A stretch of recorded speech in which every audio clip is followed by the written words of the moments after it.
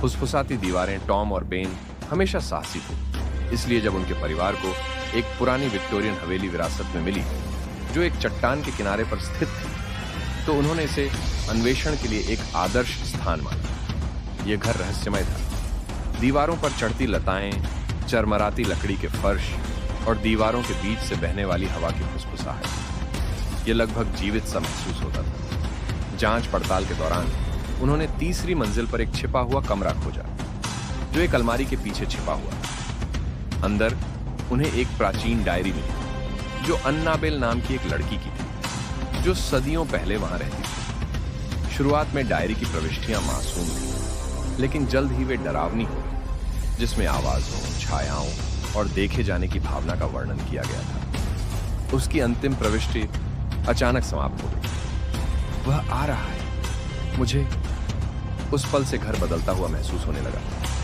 गलियारों में फुसफुसाहट गूंजने लगी, ठंडी हवा उनकी त्वचा को छूने लगी और छायाएं अपने आप हिलने लगी। एक रात टॉम ने हल्की सिसकियां सुनी, लेकिन जब उसने बेन की ओर देखा तो वह आवाज रुक गई। अगली सुबह उन्हें डायरी गायब। अजीब घटनाएं बढ़ने लगीं और यहां तक कि उनके माता पिता ने भी परेशान कर देने वाली चीजों का अनुभव किया।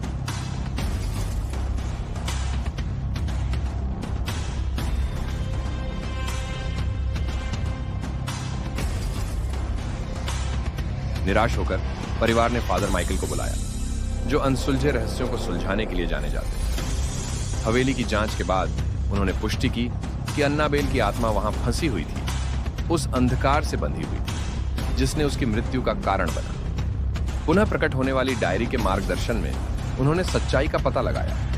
अन्नाबेल के क्रूर पिता ने शक्ति के लिए उसे एक अनुष्ठान में बलि चढ़ा दिया था। उन्हें बेसमेंट में उसका लॉकेट मिला, साथ ही उन पत्रों के साथ जो इस भयानक कृत्य का विवरण देते थे। फादर माइकल ने उसकी आत्मा को मुक्त करने के लिए एक अनुष्ठान किया। जैसे ही घर छायाओं और गूंजती चीखों से भर गया, एक अंधकारमय आकृति प्रकट हुई, उन्हें रोकने की कोशिश करते हुए। लेकिन पादरी की प्रार्थनाओं और लॉकेट के संयोजन ने उस अंधकार को समाप्त कर दिया। अन्नाबेल की आत्मा प्रकट हुई, उन्हें धन्यवाद दिया और गायब हो गई। दमनकारी वातावरण खत्म हो गया और परिवार ने हवेली को बहाल करने का फैसला किया, जिससे उन्हें उससे एक नया जुड़ाव महसूस हुआ। हालांकि शांति लौट आई थी, लेकिन टॉम और बेन कभी कभी शपथ लेते थे कि तूफानी रातों में उन्हें अन्नाबेल की हल्की आवाज सुनाई देती थी जो फुसफुसाती थी, धन्यवाद।